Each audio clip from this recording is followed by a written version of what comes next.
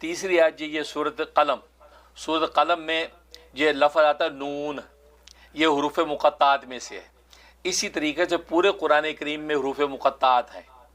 اور اسکرین کے اوپر اس کی تختیاری ہوگی۔ یہ حروف مقطعات کا عجیب نفع ہے، اور یہ حروف مقطعات اللہ تبارک و تعالی نے بطور چیلنج کے اصل میں ذکر فرمایا ہے،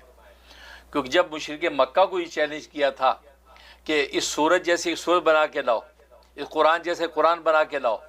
10 سورتوں جیسی سورت بنا کے لاؤ، فلیاتوا بحدیث مثلی، اس قرآن کی آیت جیسی ایک آیت ہی بنا کے دکھا دو،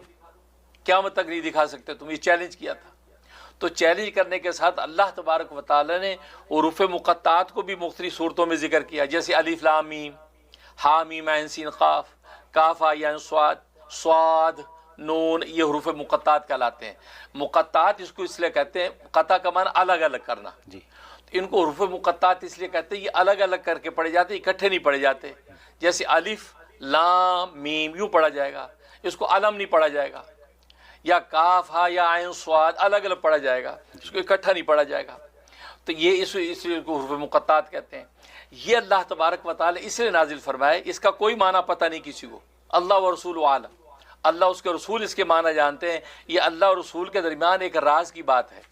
ایک کوڈ ورڈ ہے، یا اللہ نے اپنے محبوب کو ایک لاڈ کے ساتھ پکارا ہے، تو یہ ایک ایسا نام، اس کا کوئی معنی پتہ نہیں، یہ جو ہے وہ محبوب اور محب بھی جانتے ہیں اس کا معنی۔ اللہ تبارک و تعالی اس میں اتارا تاکہ مشرکین مکہ کو یہ بتائیں کہ دیکھو جس قرآن کریم کے بنانے کا مطالبہ تم سے کر رہے ہیں کہ قرآن جیسے صورت لاؤ، وہ ہم نے اسی الف با تا سا جیم سے ہی بنایا ہے،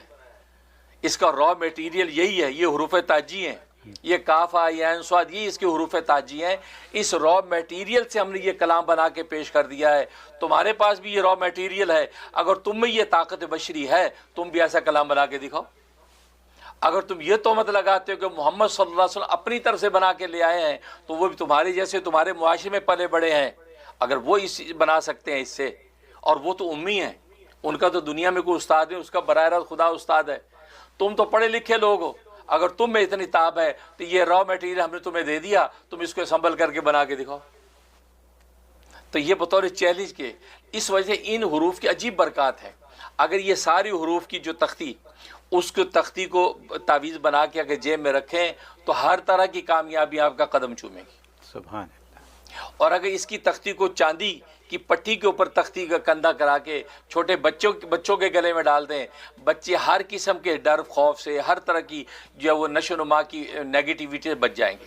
ان کی نشو نما بھی اچھی ہوگی، جنات بہت جادو ٹونا اس پہ نہیں ہوگا، اور بچے بالکل تر و تازہ اپنی اچھی عمر کو پہنچیں گے۔ یہ اس کا نفع ہے۔ اور اگر آپ نے اس کی جو ہے تعویذ بنا کے گلے میں ڈال دیا تو ہر طرح کی کامیابیاں فراخیاں آپ کے قدم چومے گی، کوئی ایسا کام نہیں ہوگا آپ کا اٹکے، کیونکہ ان ناموں کے اندر ایسے راز اور ایسی تاثیریں اللہ نے رکھی ہیں کہ آپ کو اس کا نفع ہی نفع ہے۔ یہ